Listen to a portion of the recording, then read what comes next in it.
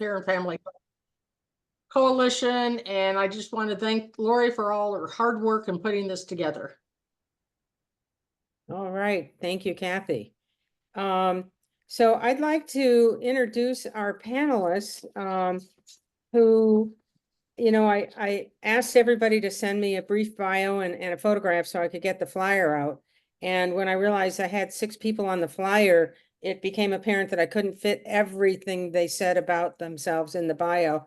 So I just want to read off a little bit longer introduction to what you may have on the flyer. And I'll start with Teresa Fuller. She's a reentry director in Pinal County.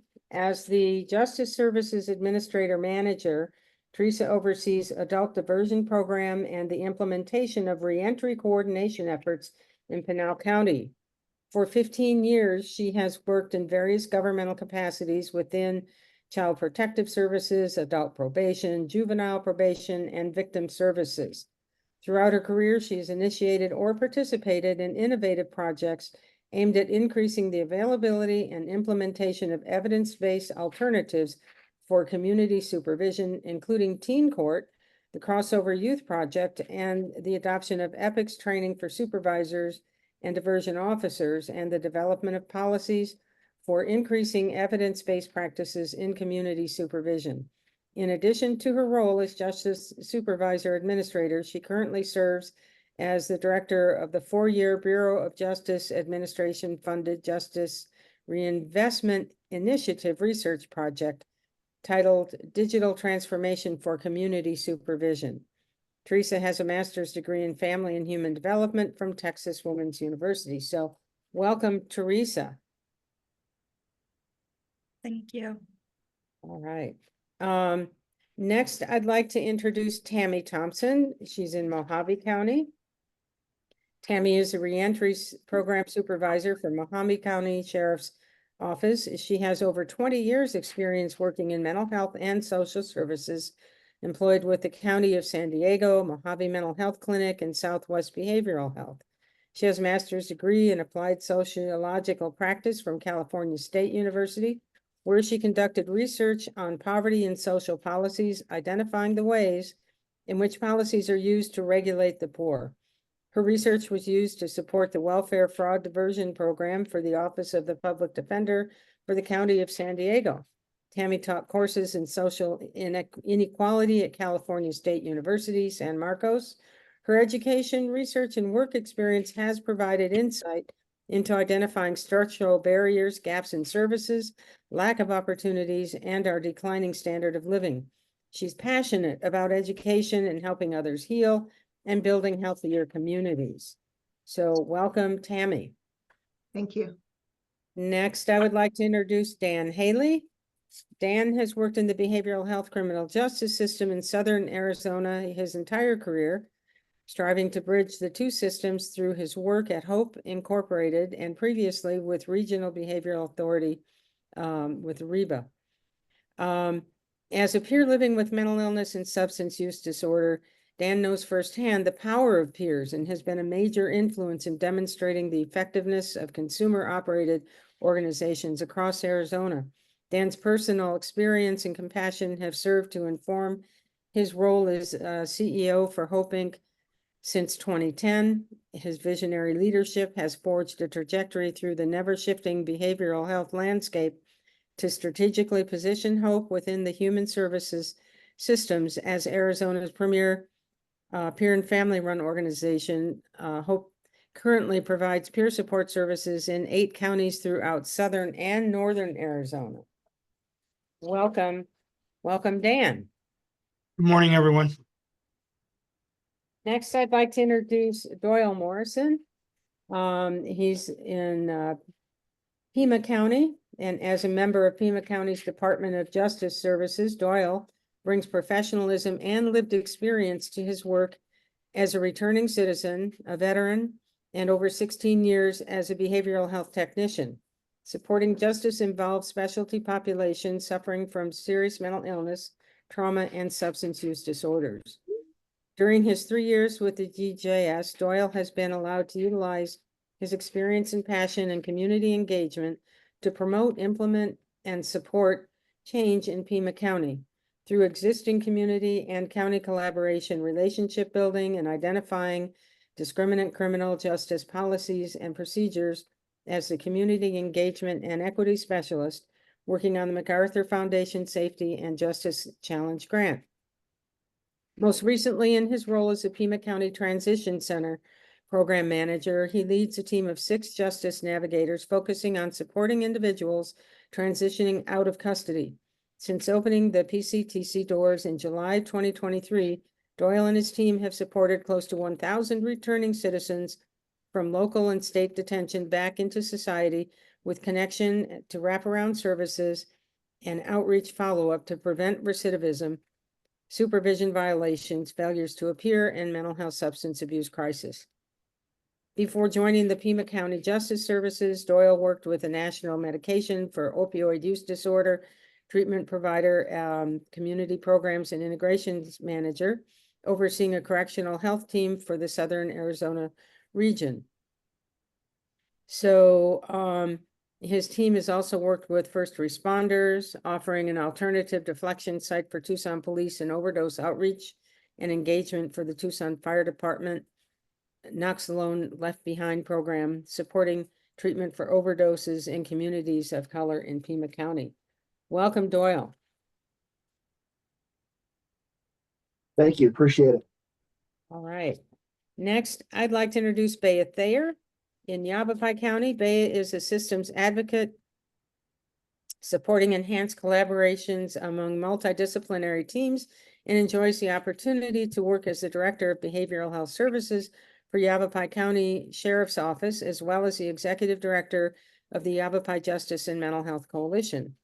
Bea works to develop and implement strategies that lead to long-term and sustainable involvement of community institutions, organizations, and individuals within the intersections of justice, mental health, substance use, and social determinants of health, with the goal of addressing partnerships, systemic change, and affecting policy on both the micro and macro levels.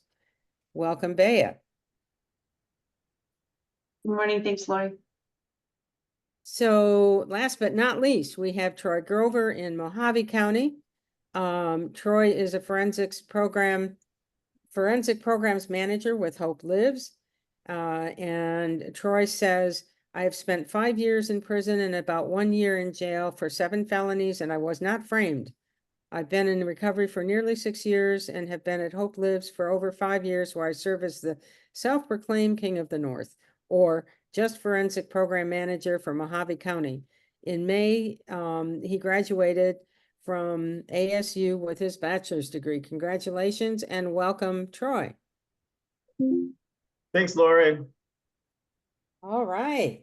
So, with that said, I'd like the panelists to share what your organization is doing to utilize peer support in the judicial system and the impact it's having on recidivism. And when we talk about peer support, we're referring to people with lived experience. To be a peer, I have the lived experience. So this is one of those things where people are being hired, and one of the qualifying factors is to have a criminal record. And I will let you all take the lead on this with just a brief kind of what your organization is doing, and then we'll get into all the discussion. So we'll start with Teresa. Good morning, everyone. As they said, my name is Teresa Fuller, and I'm the Director of Reentry Services for the Pinal County Sheriff's Office. Our program was based on actually Bea Thayer's program out in Yavapai County, so we're very similar. And essentially what happens is I have individuals in the jail who screen and assess people who are booked into the jail to identify what services they need connectivity to, including peer support. And then they begin making those connections to whatever services, making those referrals based on those individualized needs. So for specific to our county, we work with 3 different peer support programs. One of them is Dan Haley's program, Hope Inc. They provide boots on the ground. They also meet with individuals while they're in custody to screen and assess and help connect them to services, and also do transitional planning. And then they also attend initial appearances and go to court with the individuals in our custody. They do have access to our Securus tablets, so they're able to visit with clients through those Securus tablets.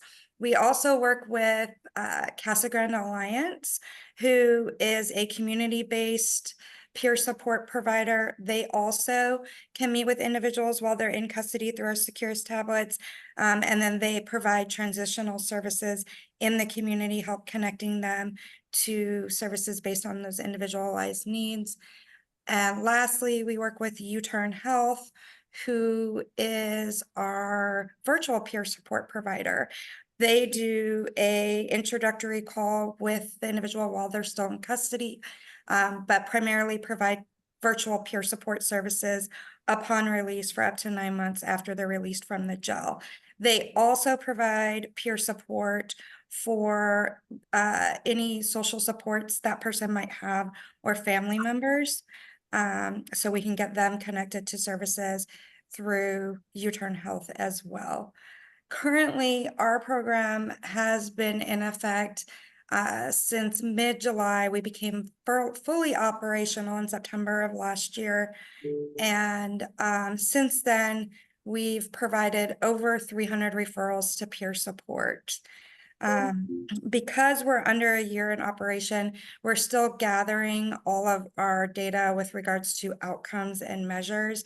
We're in the preliminary phases, but what I can say is about 77% of the individuals that have come through our program have not committed a new crime. They don't have a pending. 77% of the individuals that have come through our program have not committed a new crime. They don't have a pending warrant. They are not in jail for a probation violation, and they are not pending. No, I'm just watching. You'd I'm just mute, watching please. Tammy, so. Mute, please, if you're not a speaker. Thank you. And they are not pending extradition from another jail, nor have they had any contact with law enforcement since being released to services. Specifically with regards to peer support in our jail, it has really transformed just even the perception of the clients that we're working with, as far as the level of concern or care that we have about them. We've had comments like, after meeting with their peer support provider, that interaction gave them chills, or how nice it is to know that there's people actually out there that care enough to make sure that they have the support that they need. Also, like how relieving it was to talk to somebody that they knew was not going to judge them. So it's almost like there's been, and it's not something quantifiable, it's just like a feeling of a shift in the mindset as we work with these individuals in the jail, just knowing that they have that backing and that support. Okay, thank you, Teresa. Tammy. Good morning.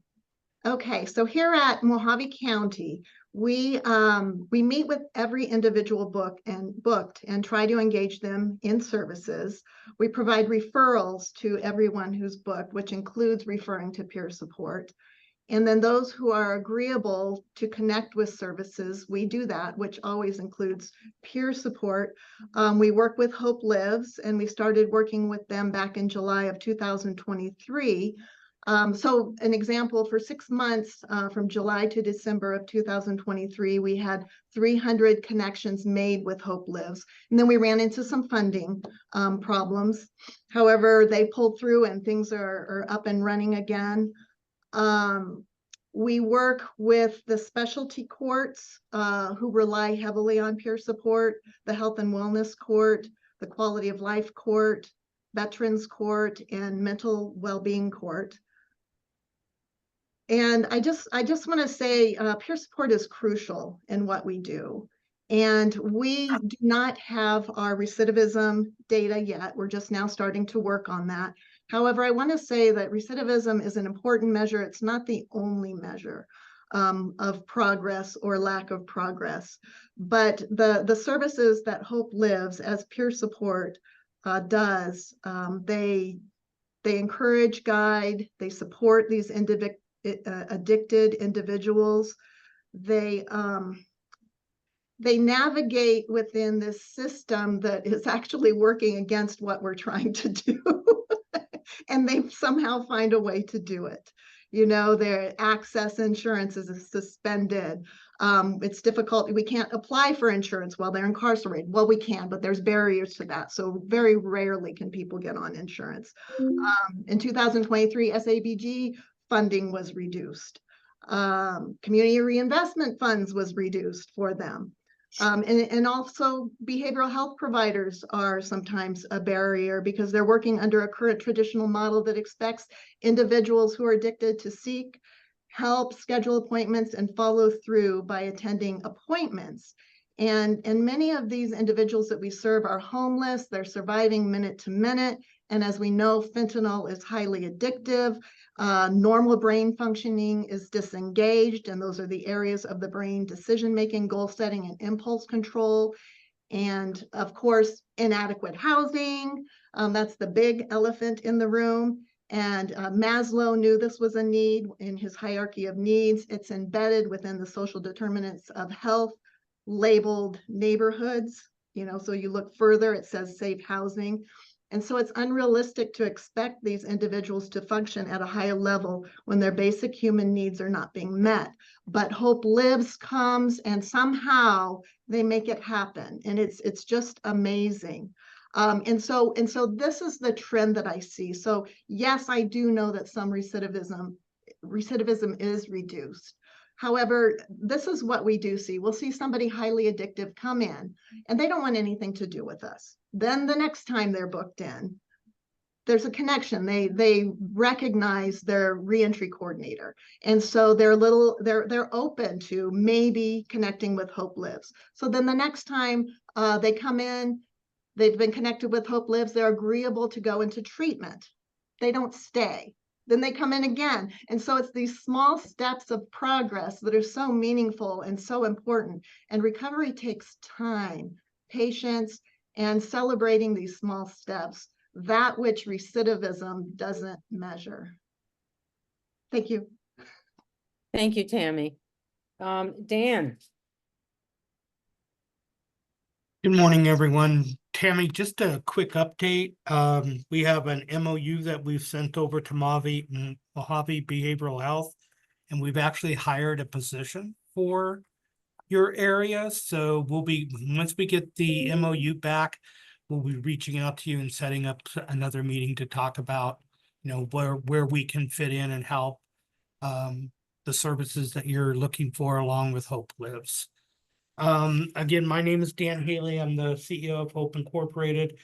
Hope has had an interest in the criminal justice system for 25 years. When I used to be a case manager, I used to take my folks coming out of jail and brought them over to Hope and get that peer support that they really did need. In 2010, we really expanded our footprint into the courts and into the jail and also in the prison setting. So we currently have staff that are co-located in the Pima County Jail, work very closely with Bea's program, with Doyle's program. They actually have funded a person that we have in the transition center, and also with Teresa's program. It's really been a good compromise on getting services to folks. And of course, we continuously argue and, well, not argue, of course, that one of these days it would be great if we could actually be face-to-face in with community members, because we think that means more than just a video. But that will work for right now. It does work. We're seeing some great progress. And I agree with what Tammy said, you know, recidivism can be measured in quite a few different ways. And I think that what I've seen over the last, especially the last 10 years, is the increase in willingness of governmental entities to open up and have a discussion around peer support. That's all I got. Well, I'm sure you got more than that, but thank you, Dan. We'll get into it after everyone has brought some things up. And next we have Doyle. Good morning. Can you guys hear me okay? Yes. All right. Well, thanks for this opportunity. I'm just listening to my peers talk about this. It's really a no-brainer when you really understand how we're supposed to support individuals transitioning out, and especially individuals that are dealing with recovery and individuals with mental health issues and in the house, is we have to utilize these peers, which are, in my opinion, the secret sauce. To have somebody with that lived experience come alongside an individual and open their arms and say, hey, I'm not here to do anything to you. I'm here to do things for you and support you through this process. We've kind of adopted that and understanding of, it makes a significant impact with the individuals coming out of the Pima County jail here. With that, we've stood up our transition center outside the Pima County jail. And then with the transition center, individuals that are leaving custody, whether that be pre-booking or post-booking, we have navigators here at the transition center. I have 6 that all have lived experience with a joint effort between Pima County and the city of Tucson and Hope, as Dan mentioned. We have 2 navigators slots for the city. We're in the process of filling 1. We've got 1 filled. We got 4 slots here for the county. We have 3 filled, and we're filling 1 more. And we have the Hope Navigator that supports us as well. But this staff wraps around individuals leaving, whether it's pre-service or pre-booking, individuals that maybe go through our pretrial services modular with a lower level misdemeanor, non-danger to self or danger to others, no domestic violence, and may be released on their own recognizance. They come through our transition center where our peers wrap around them and say, hey, look, what are your barriers to success? What do we need to do to support you, to keep you from recidivizing, to make sure you meet any of your court requirements, and to make sure that we just deal with those different issues about just being surviving out there, as Tammy had mentioned, the hierarchy of needs. We wrap around those individuals, and we're that conduit between the justice system and the community. We have several robust behavioral health homes here, agencies here that do all types of outstanding work. We do not want to replicate them or duplicate their efforts. We are that conduit from the community and those individuals getting out to them. My navigators have been in this field, have several years of working as a navigator in the field and their own recovery. So they have their network of individuals and relationships they have throughout the county. So they reach out and they problem solve for individuals coming through our transition center. We have other individuals that may get booked, go into the jail, and may be released on initial appearance. We have a video in the jail that tells folks where we're at. We've got literature at the property room that shows folks how to get to us. We even have signage, and of course, corrections loves their lines, so we have a blue line on the sidewalk that follows to our door, so individuals know how to get to us if they come out after initial appearance. And we also support those individuals coming out post-booking who may have spent anywhere from 1 day, 2 days to almost up to 2 years getting out of the jail, who need that support. We have individuals that do come up to us and seek our services coming out of prison as well. We focus on those individuals who are justice involved, who need support, have barriers to being successful, and need that added support from somebody who's been there, done that, and has got the t-shirt and is successful to remove those barriers. We like to think of ourselves as the no wrong door policy. With individuals that have shown up on our doorstep looking for a job, individuals showed up on our doorstep just looking for something to eat, individuals showing up on our doorstep because they heard we give out cigarettes. Yes, we give out cigarettes. We've had individuals come through our doors that will not talk to us because they want a cigarette. So we said, okay, let's get some cigarettes. We'll meet you where you're at and make sure that we remove any barriers for individuals that may want to have that conversation and not having that conversation because they want to leave for whatever reason.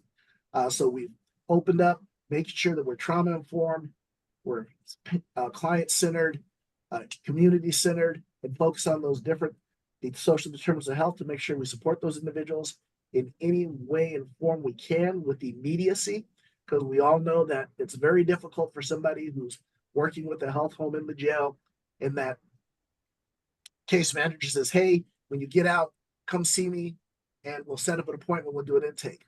Well, if an individual is released at 10 p.m. in the evening in t-shirts, flip-flops, and jeans with no resources because they've been locked up or in the jail for almost 2 years, it's kind of difficult for them to show up at somebody's doorstep and start an intake process when they're just trying to figure out, where am I going to be safe tonight? Where am I going to put my head tonight to make sure that I don't get assaulted, or to make sure that I'm safe and I'm secure? So we really work with those individuals, meeting where they're at, making sure that they're safe, they're secure, and being in that conduit between community and getting them into the services with the different agencies that we work with to make sure individuals are successful. We also do a follow-up through some of our programs to make sure we do outreach calls. We also work with Hope to do visits in the community to make sure we're supporting those individuals. We do this weekly with check-ins through our phone program. We have phones we give out to individuals that meet criteria. We make sure we check in with them to reconnect and support them. And we also make sure that we follow up with them at least till 30 days after their court appearance or after their completion of any justice involvement to make sure they're successful. So we have been successful. We've got some information. We've been doing this since July of last year. We've seen right under about 1,000 individuals come through the door. Some of our success numbers, if we look at individuals that typically that do get released on their own recognizance or transition out of the jail or pretrial services, statistically about 8% within 7 days are rearrested. We've cut that number down to in half to 4%. Individuals that come through our transition center have any kind of justice involvement or rearrest within those 7 days.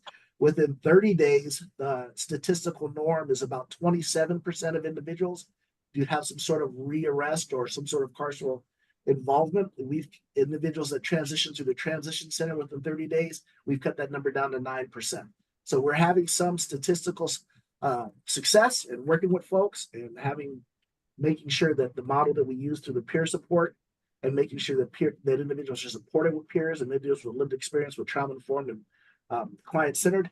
We've had a little bit of success, and we're just excited to keep moving and expanding our work to make sure that we can support this population and make sure individuals get their needs met, don't recidivize, and can meet the requirements of the justice involvement they have.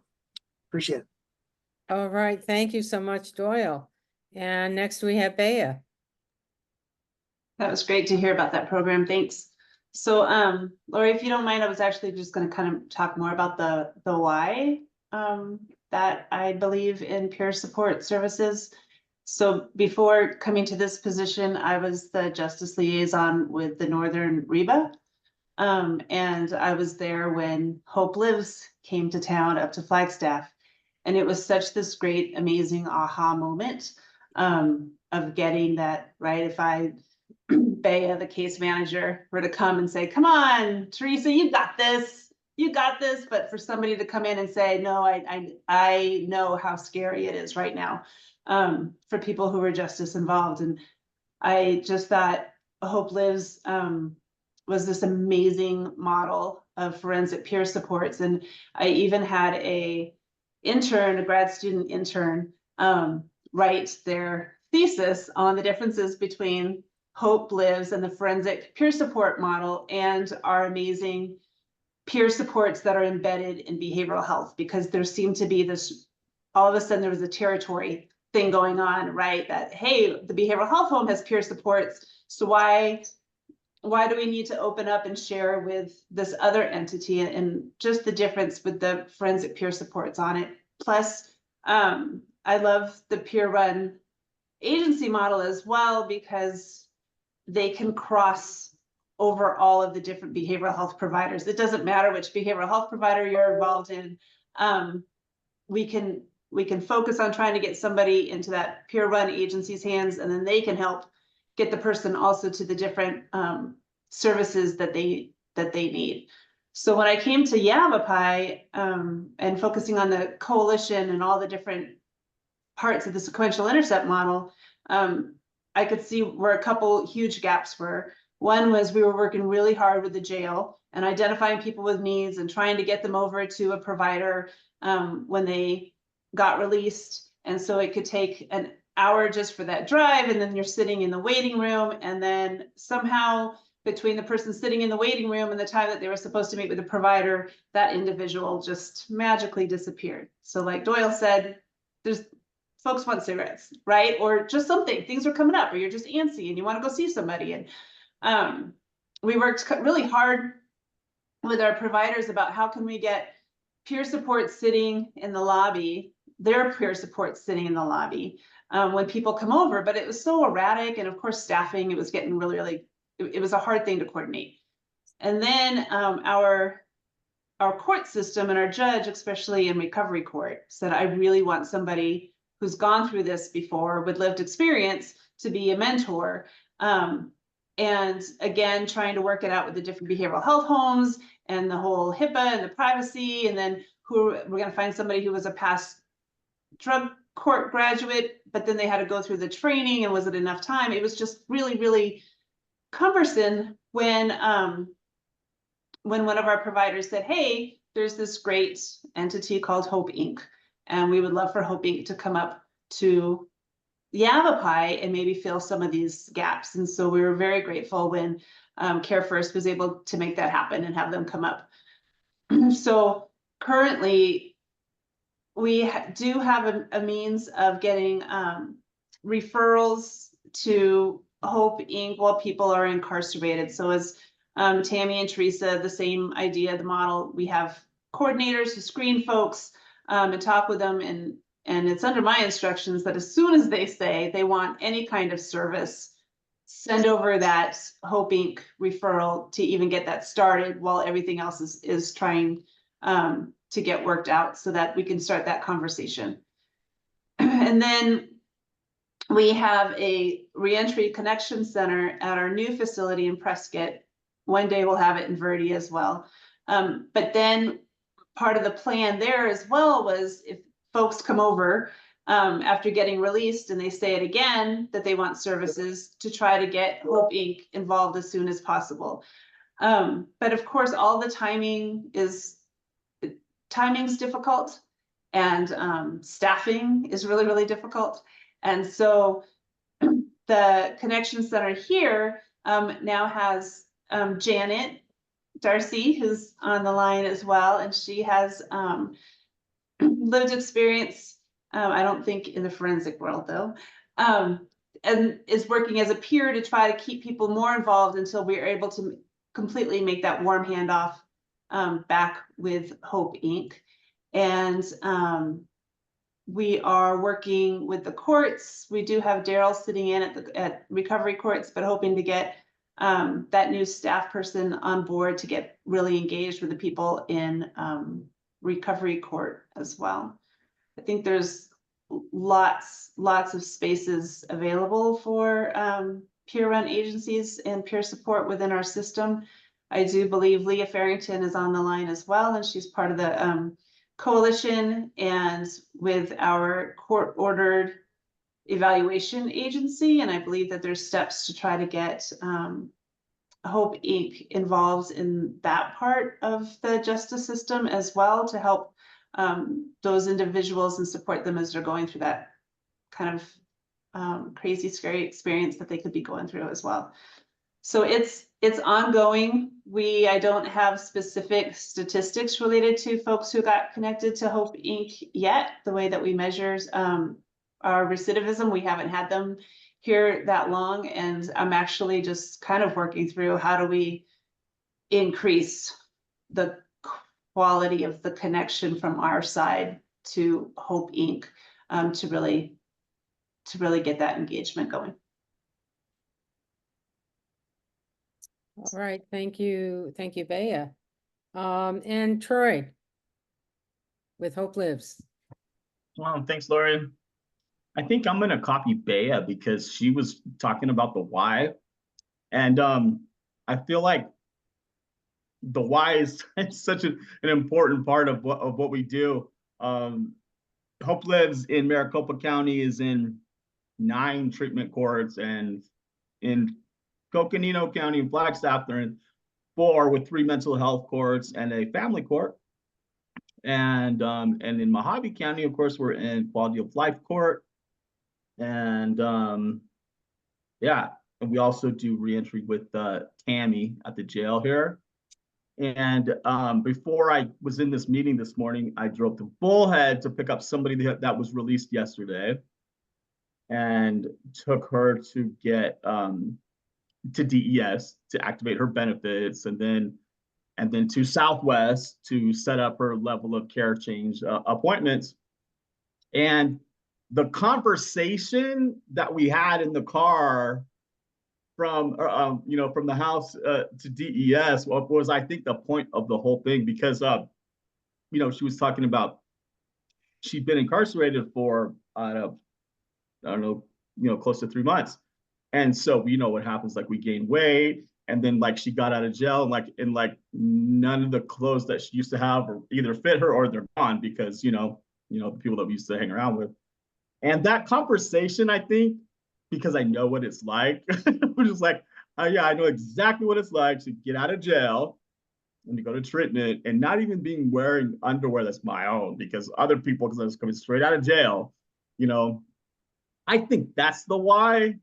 The reason that it works so well, the peer support, is because you can talk about that and get it. Like, who else would think about that? But somebody who's done it, go next day out of jail. And when I told her, I was like, okay, when I dropped her off yesterday, Sunday, I was like, I will be here in the morning. And she's like, okay. And you just never know, you know what I mean? Anyways, but I was there and she was ready to go. And so that connection and showing up and then having somebody to talk to, she's, expressed her anxiety about the whole thing. And this is the first time going to treatment and all this. And the frustration of getting out of jail and having everything gone, all that. I'm like, okay, just hold on, just get through the day, like get to your appointments today. Hopefully we'll get you into treatment by the end of the week, and then we'll go from there, right? But the why, I remember how desperate I was when I started working at Hope Lives, because I didn't really think that peer support was a thing. I couldn't tell the difference between the system and behavioral health because I didn't know it yet, right? So I thought that because I was going from jail to treatment, that treatment was kind of part of the jail system in my mind, okay? But I still got there, and I just remember thinking, is this real? And I learned about peer support when I was in treatment the last time that I was in treatment, after the last time that I was in jail. And so when Bea said, well, I'm going to talk about the why, I was just like, I think I'm going to copy you on that, because the why is the offer. And here's the offer of peer support. And I learned this because I was so desperate. Like, you can't even imagine what an addict and how bad I had ruined my life. Like, it's a miracle that I was able to graduate last month at ASU, because I had screwed up so many things for a lot of times, right? And but when Hope Lives said, I see that you're a felon and I see that you're an addict, and I still want to hire you if you'll follow the rules and you will serve, I was like, oh my gosh, really? And then the first place they sent me was to Superior Court. And so sitting up with the attorneys and the probation officers and the judges, the commissioners, I just thought, this is an offer of inclusion. This is an offer of equality. And I became willing to abandon everything that I had done up in my life prior to that, just to maintain that relationship, because the offer was attachment to my community, as an equal partner. And that's the why. That's the why, because you get to see, what it's like when the only clothes that you have are the ones that you were arrested in, and you don't have ID. And I mean, just all these things to navigate. And you have somebody there that says, yeah, I remember that. And if you just follow through, like we'll get through today, and then we'll get through your, the afternoon appointment, and then we'll get you into treatment by the end of the week, and then we'll go from there. And to me, that's the why. The message of peer support really, and this is why it's effective, especially as we look through a trauma-informed lens, and we think about the attachment to a family, like in childhood, the childhood trauma. Anyway, how similar it is to the relationship that we have now as adults in the community, like how desperately we need attachment to our community. And we threaten that attachment with, separation by justice system involvement and other things. But the offer of equality and inclusion is what makes peer support so effective. That comes across loud and clear. And one of the reasons I bring this up is because not everybody. So you learn a couple things as a peer, right? Like you learn about recovery. One of the things I learned about recovery was that one of the things that kept, and this is why, Lori, when I put in my bio that, I learned after I'd been in recovery for a while that one of the reasons why I was in addiction so long was because I was hiding from it. I was ashamed of it, right? And so I figured, well, if hiding from addiction kept me in addiction, well then, being vulnerable will keep me out of addiction, right? So that's why I always self-disclose, and just because then I'm not held hostage by it, right? Nobody has I'm not afraid of it anymore. Like I did serve 5 years in prison, and I did have 7 felonies, and I was not framed, you know what I mean? But because I can talk about that now, and that's one of the reasons why I bring this up, is because we're only in Mojave County, we're in the quality of life court, which is on the justice court level. There are other treatment courts that we're not in because not everybody believes in peer support. Not everybody believes that justice involved people get a seat at the table. Mm-hmm. And just like it was necessary for me to understand and accept the fact that I was an addict and that I had this history in order for me to move forward in my recovery, I think sometimes as a community, it's important to understand what the challenge is, right? When the offer is equality in the relationship with the community, that is a compelling offer, as opposed to some kind of subordinate assimilation. Do what we say and you can stay out of jail, but you're never going to be one of us. You don't get a voice, you don't get a choice. And that's my why, is to show up. And because I know the people that like the person that I was picked up this morning, she was just like, I wonder if he's going to show up today. I know she was thinking that, because I was thinking the same thing when I got out of jail. I was like, is this real? Like, who can you trust, right? But because I did show up and I do get it, you know what I mean? Then she's got at least 2, reinforced messages that there's a community of hope, a community of treatment, people that are willing to help. And that's the why. So thank you for sharing my why, letting me share my why. Excellent, thank you. So, and thank you also. What I'm hearing is, when we look at who's doing what, we have we have Dan and Troy from the peer-run organizations doing peer support.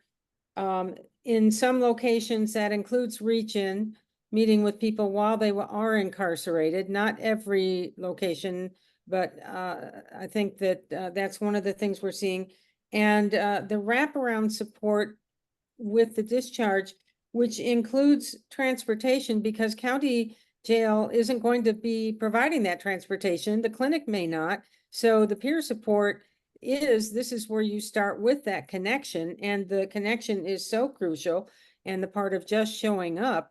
And then we've got the 4 of you who work within the system. And it appears that some of the county systems hire their own peer support.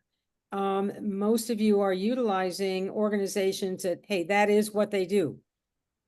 So looking at how this is structured, and how to expand it and how to really maximize on peer support, how to provide support for the peer support, and to assure that we don't lose the peerness of peers working, for example, for the county, where they don't have the same requirements for supervision and support. So I will open the door for everybody on that.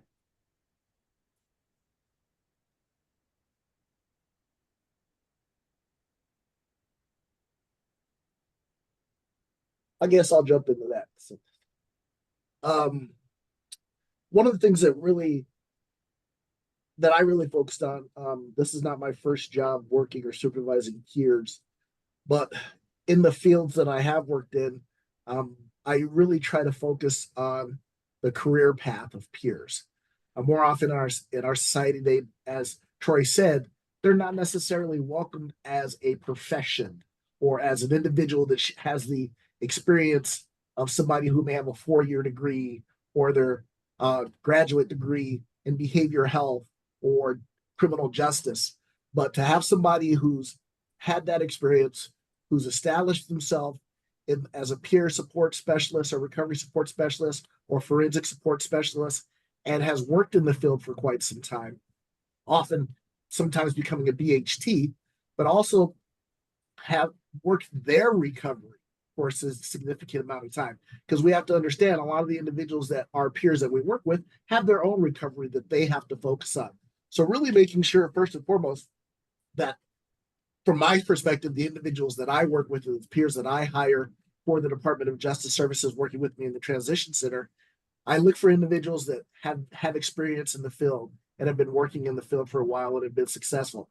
Also, who are successful in their recovery and working a strong recovery program, whether it's mental health, whether it's substance abuse, or whether it's any or just the carceral trauma of navigating the system.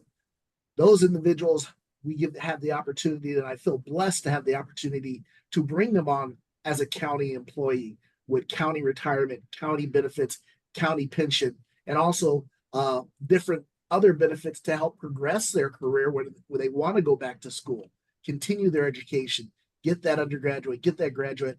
But the main focus and the main impetus I bring it up is we really have to focus on the individual. In this field that we all work in, we do so much and spend so much pouring out in the individuals. If we don't, as supervisors, individuals that are overseeing and managing individual peers, if we don't make sure that we've got the pieces in play to support their recovery, make sure they're doing appropriate self-care, making sure they're still working their program, making sure that they're getting poured into and having the appropriate opportunity to step out, tag out, say, hey, I need some time. I need to step back. We need to sit down and process, making sure that I try to do with my peers is we process as a group, as we sit down and we support each other and encourage each other to make sure that we're supported and we're doing what we need to do to be successful in this work.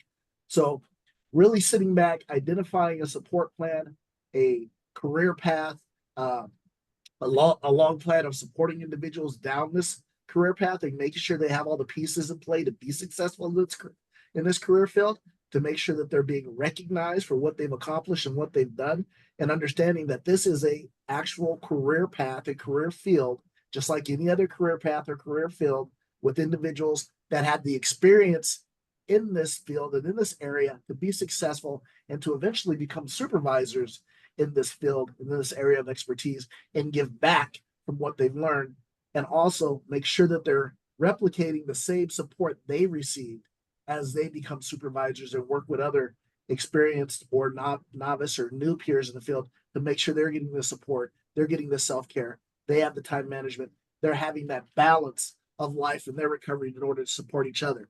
So it's just really, I feel blessed to be able to work with fellow peers and to be able to offer them this opportunity from this level at a county level and their retirements to the career path. But just want to just really emphasize it, just really have to focus on and be very careful that we understand that we're supporting individuals that still have their own recovery that they need to work and their own path and their own personal support systems and their own personal issues that they have to support to make sure they're successful as individuals. They're solid, they're supported, they're safe, and they're secure, so they can be as successful as they can in this career field and reach and touch and encourage and bring others to the other side of where they're at and help them on that path and follow down the footsteps that they've gone down. So Lori, I'd like to make a comment.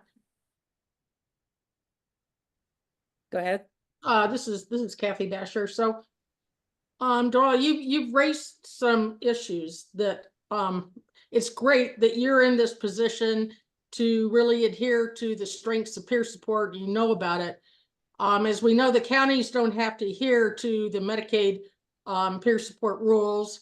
They don't have to adhere to the training. So there is a gap in kind of oversight. And what I'd like to share is, for those of you who know me, I was one of those that was sent into the clinics, 20, 25 years ago, as a peer support. And it was rough because there really wasn't the guidelines that you guys have nowadays. The stigma was horrible. I would have nurse practitioners yell at me and say, you have no right to see clinical records because you're a peer. And it just went on. And my support system were other peers. But at the time, we really didn't have in place that you should be supervised by a peer. And so I moved over to the health department and walked into an environment that never had a peer walk into the health department and have access to their facilities. And I had a desk, and none of the staff wanted to be near me because I might overhear something that I shouldn't. And the stigma was absolutely incredible. And at a point I felt pressured to start speaking their language. I come from a clinical background, and I tried to put all that on the side, but these people were so clinical and I knew that stuff. And I realized that I had to adhere to being a peer support. I was not in a position to be clinical, and to continue that language as a peer support and the attitudes and the recovery was very, very difficult. And so I think as we move forward, we need to be very aware that this is a gap, especially in forensics peer support, because it's very new. One of the reasons we started the Peer Academy was to get the specialized training and to offer a career path. It's still not totally there. But I think there is a danger as we move forward. Peers do want to be more, quote, professional. Many peers, training agencies, get their accreditation. They're not run by peers. The training isn't by peers. So we're starting to lose that sense of peerness. We're starting to lose what I feared 20 years ago.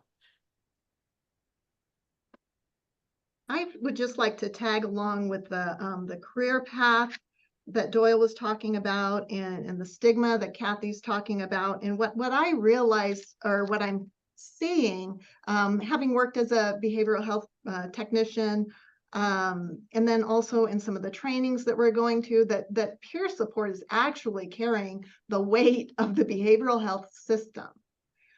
I hear prescribers not knowing what to do with people. Oh, get a peer support. I hear clinicians doing the same thing.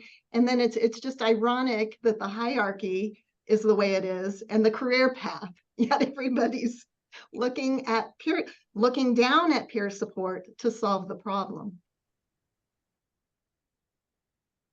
Dan? I just want to share my concern. It's not a concern, well, it is a concern, and that Kathy shared in regards to just like I have an issue with peers that work at a clinical setting and only a clinical setting, and yes, they have to abide by the rules set under Medicaid, which is a little bit better. They have to be supervised by another peer, and they have to be go through the training, and they collectively can be a part of the bigger picture. I'm just concerned that probably some dialogue is needed around how we as the system can support your peers so that they keep their, what I call keep their peerness, whether that be, I'm thinking off the top of my head, they attend supervision with us, as an organization, And it's not like employment supervision. It's about the peerness, the acting as a group, doing those type of things. We also have the Peer and Family Career Academy that if they're assigned peers, they can attend all of those trainings and they're free. That's a way to keep them connected. I worry about people getting connected or losing that connectivity and that what I call the loss of their peerness. That's just a concern I have.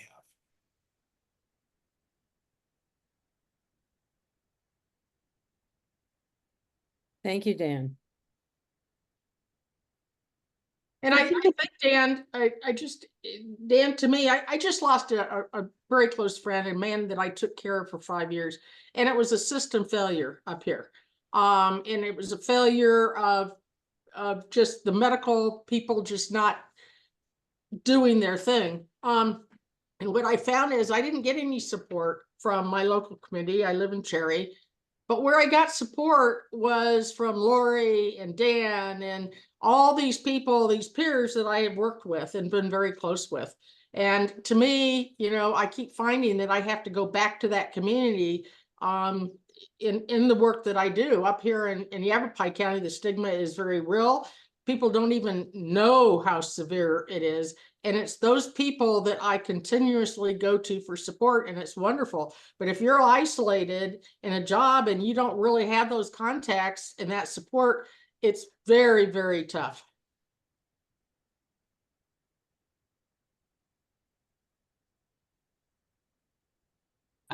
I wanted to make a note that the justice system and the behavioral health system is so complex. And there's so many different spinning wheels that you can have 3 different pieces of the justice system sit down together and they don't even speak the same language. If you think about like probation and the jail and like a public defender's office, like that's just 3 out of like multiple, right? Even their language is scattered. Then we have our fabulous behavioral health system, which luckily, I think through a lot of the work that like Kathy and Lori and folks do, like advocating to try to make processes and try to make it coherent, but it still has all of its different pieces to it. And then that's the public behavioral health system. Then there's the private behavioral health system. And then there's our county health system. And then there's all the hospitals. There's so many different pieces that I love hearing all the different ways in which peer support services can be applied in different places. So it makes sense to me in the where I'm at and looking that yes, Pima County in the way that they have this huge, robust criminal justice reentry thing all kind of put together, and they have their own division under the county government, that they create their own robust peer support services.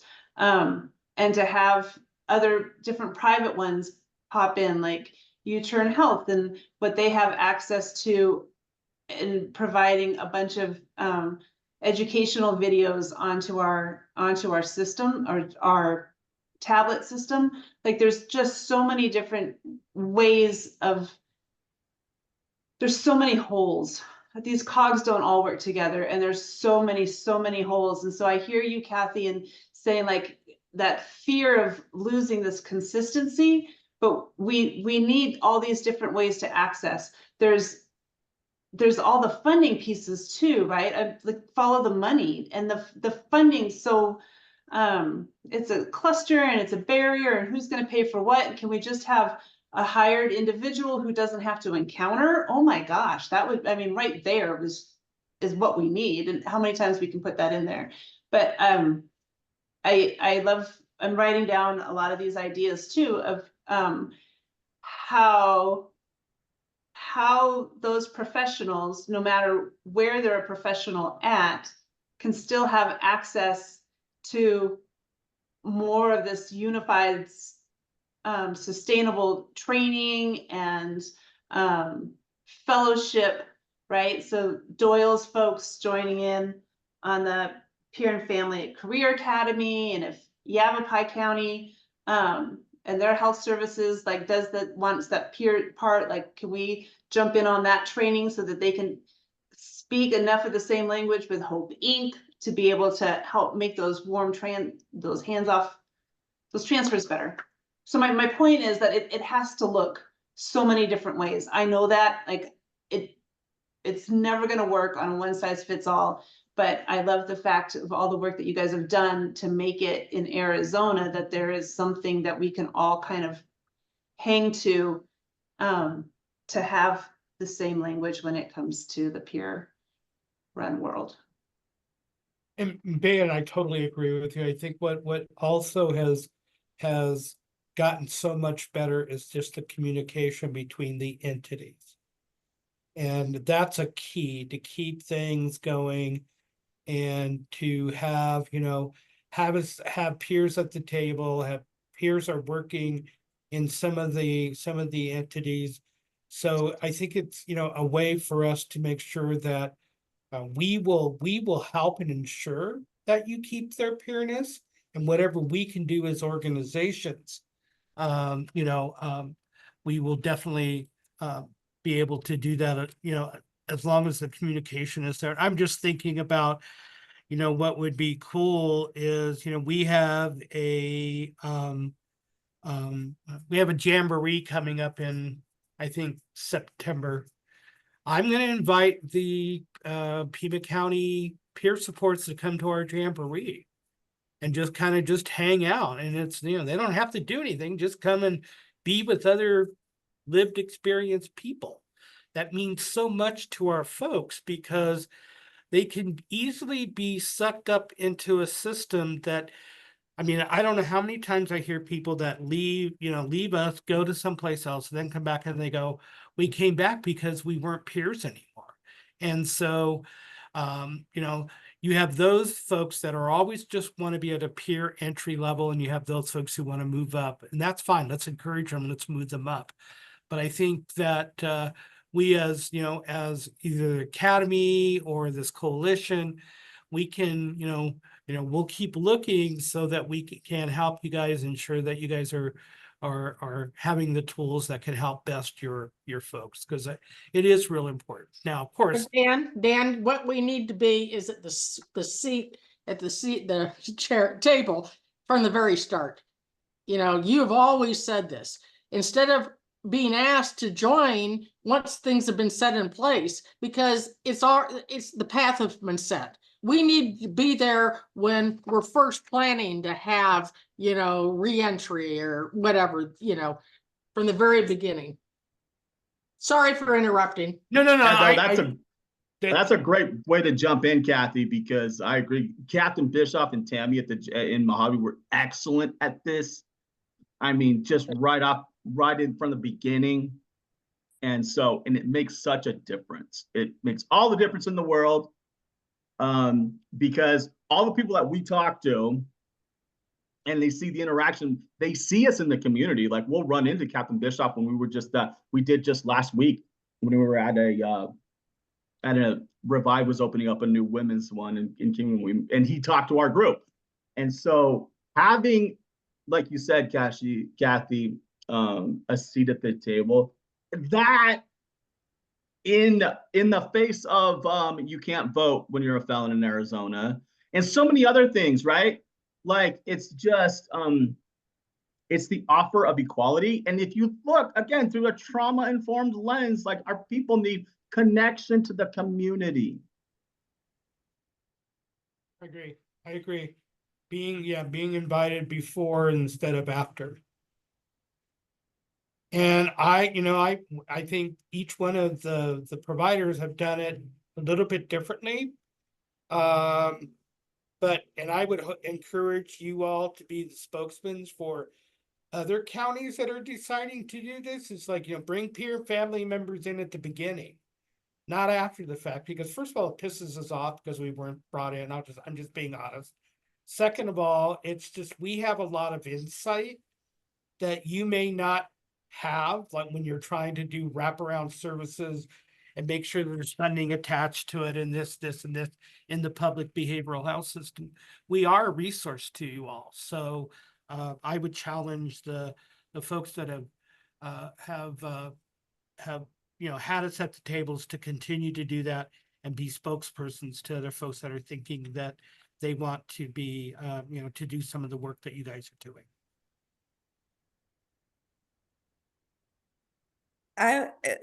Just want to jump in here for a second. Dan, I know that you guys have been a part of our planning committee since we started implementation.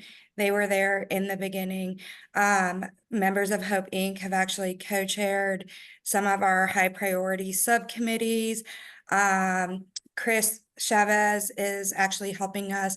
We've now moved from implementation, which was huge because one of the things that they did on the implementation committee was they helped us determine when you have two agencies working, doing kind of very similar things, and you have reach in going on and reach out going out on, then you have probation officers, public defenders, everybody trying to coordinate care for individuals that are in custody, it can get really confusing very quickly. And so one of the things that our implementation committee did, and Hope was critical in this, was to sit down and map out how we were going to coordinate care, and what that looked like and how we were going to keep everybody in the loop that was working with this individual early on. The other thing that we've started moving towards now that we've finished with the implementation committee is we have an ongoing stakeholder committee that Hope is a part of, as well as our other peer supports, and they're reviewing ongoing programmatic data and making recommendations about system improvements and things like that. And Chris is actually helping myself and our REBA Justice Liaison, Tracy Sapola, in planning these meetings. And also putting together the reports for the data for the stakeholders to review. And most recently, we also did a newsletter on reentry to update everybody about the different agencies we work with and what our outcome measures are. And we included a spotlight of all of our peer support programs with quotes from them about why peer support is so critical to the process. So they have helped make things so much easier for us. The other thing y'all touched on was transportation. So for those of you that haven't been to Pinal County, we are the size of Connecticut. We have no real transportation out there. We have a bus that goes to half the county. It runs Monday through Friday, 8 a.m. to 5:15 p.m. Rideshare won't come out there. Taxis won't come out there. None of that.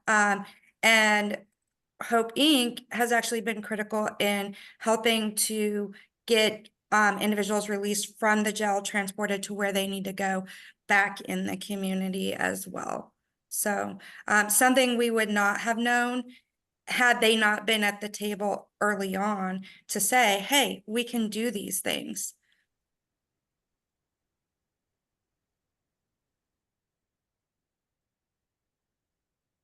We had a different peer-run agency in Yavapai before Hope Inc. And we reached out and brought them to the table. And I know Lori was there a couple times trying to help, but we would get oh yeah, we can jump in and do this and this or help with that. And it just never came to fruition. So I think it's great that you guys had Hope Inc. and Hope Lives right at the beginning. Yeah. So Bea, I recognize what happened early on. And I think we also need to be aware, Dan and I go round and round about this. There's a difference between peers in the community and the CEO of a peer run. They are a businessman. They are business people, and they're there to promote their agency. The peers in the community are a little bit different when they're not attached to the REBA, and these are hard to find, but it's a little bit different when they're not attached or working with, some agency. So they have more of ability to separate themselves. And I think we need to recognize this also in bringing in peers and hearing their voices and at the table. But I do recognize the challenges that you faced in the early days. It was tremendous. We didn't give up. Still don't give up. We'll get this figured out. And there still are challenges, but that everybody is coming to the table, being invited and hopefully at the front end of it. It's to use, we want to maximize on peers and peer support and peer services in the judicial system. And if the only thing being permitted at the onset is transportation, that's the door opening. And that's where Hope stepped forward and said, you know, we believe, we know it will develop into more, because you start with, you get that connection, and Hope Lives, you see that too. You don't know if they're going to engage beyond that, but that's where the connection starts, first impressions. We do have attending the meeting, someone with the criminal justice system in Navajo City, and I'm wondering if you'd like to share anything on this topic. Lori, Dawn? that's Navajo County. Sorry, my typo. Hi, I'm Dawn Wilson. I'm the Navajo County Criminal Justice Coordinator, and I am the Director of the Criminal Justice Collaborating Council. We help to create the programs to divert the mentally ill and substance abuse out of the criminal justice system and into treatment. So one of the things, because this is you guys are all talking about peers, I kind of want to tell you what we've done recently. Last year, Navajo County was chosen. We were one of only 26 counties chosen to participate in the Reaching Rural Initiative. We were flown across the United States and got to meet with the other 25 counties and learn what programs they had in place. It really made us look at what are our needs. And we realized that 76% of the people who fatally overdosed in Navajo County had a prior incarceration history. So we decided to come up with a jail-based peer recovery support services program, and they helped us to develop that. And we, our jail chose who they wanted for peers, and so they chose CBI, or Community Bridges. And so we have physical peers in our jail that also work as jail coordinators, but they also got an RSAT grant, and they have U-Turn. They partnered with U-Turn, so they do have the video peer program in there. But we felt if we could reach them at the time of booking, that, you know, maybe we weren't reaching quick enough, so we want to start reaching at the time of booking. But there are people that get arrested that don't actually get booked in jail. And so we've been talking with Dan Haley of Hope Inc. to see about putting his peers in our public defender's office. And so if his peers can reach those people that actually aren't being incarcerated but are facing charges or substance abuse, then we think that that's just one more opportunity to give them the support that they need. We also are creating the reentry center. I just heard when Doyle was talking about his reentry center, and boy, I'd love to tour that, by the way. We are creating something similar to that, where we would have the peers in there. We'd have CBI, Change Point, hopefully Access, different people in there to help people with services. Every single person getting released from the jail has to walk through that center. They don't have to stop, but we will offer them any service that we can possibly offer them, bus tickets, gas cards, because again, transportation is difficult. Just like I think Teresa was saying, there's one bus, it's Monday through Friday, 8 to 5. And it does not go to Winslow. So a lot of times you'll see the hitchhiking along the highway because we don't have transportation that goes that way. But Teresa's newsletter, I would love to get on that and learn more about your program as well. But that's what we've got going. I mean, we do have other programs, but related to peers, those are what we have going right now. Thank you. Question. And Dawn, that sounds amazing. Thank you I can't wait to meet your folks coming out. But so for Doyle and Troy and Dan, what about staffing? Like I'm feeling like there's all these great ideas, and we have so many places in which we can utilize so much of this talent. And I believe, Doyle, you were talking about positions that you had open, right? Or positions, maybe just positions in general, like how are you guys, where are we on staffing? I'll talk The- about us. We currently have 5 positions that are co-located in the jail through a variety of funding. So we have folks that are part of each one of the health plans. We have Banner and of course Arizona Complete Health, who helps with retread and discharge planning, and then we have some county positions. And then we have the county position that is co-located in the transition center. And then we have a whole SOR program that can help benefit that. So that's how we do it here in Pima County. I can almost duplicate that in each one of your guys' jails. And that's why I've been pushing. But you're down, so we have Mary, but you're down a person, right? Like we don't have the recovery court person dedicated.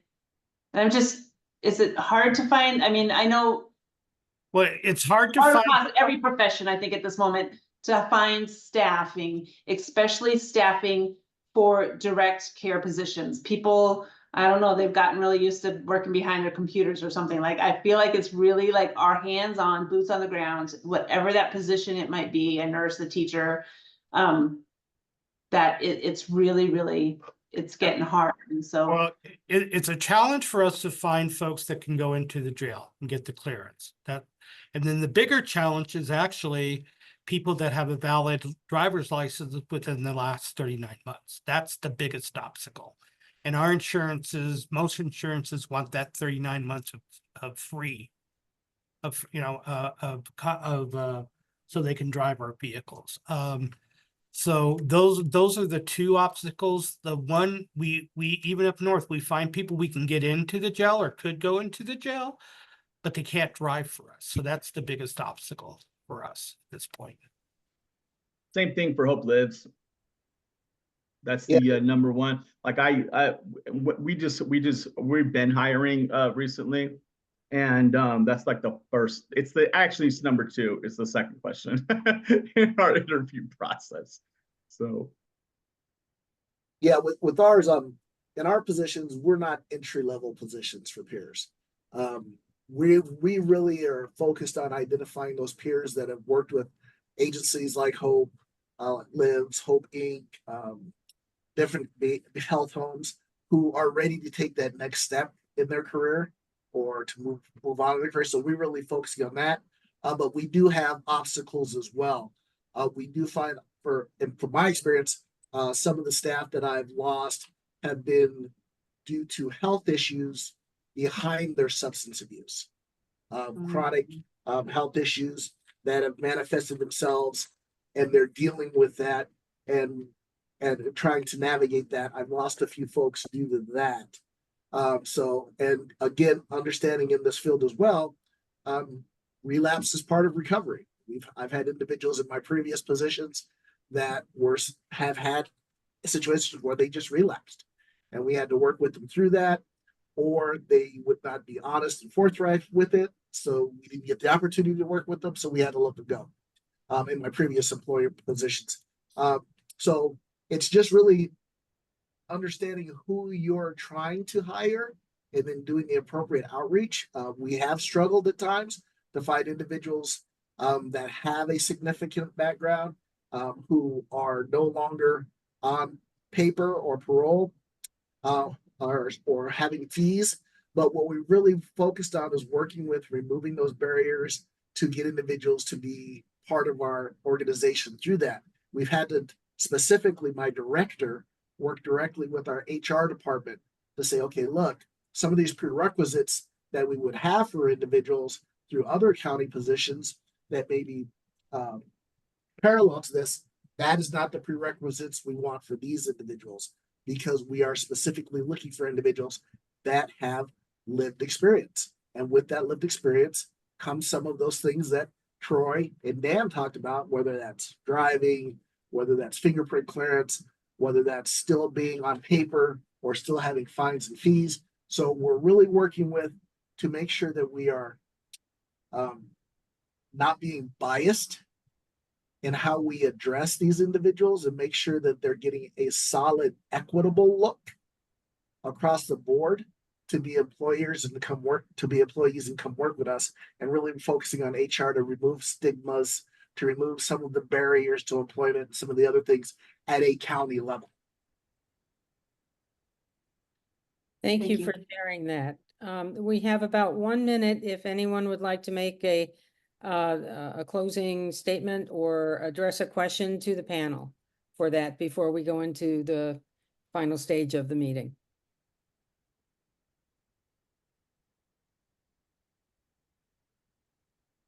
All right, then Kathy, I'll let you thank everybody. Well, this discussion was wonderful.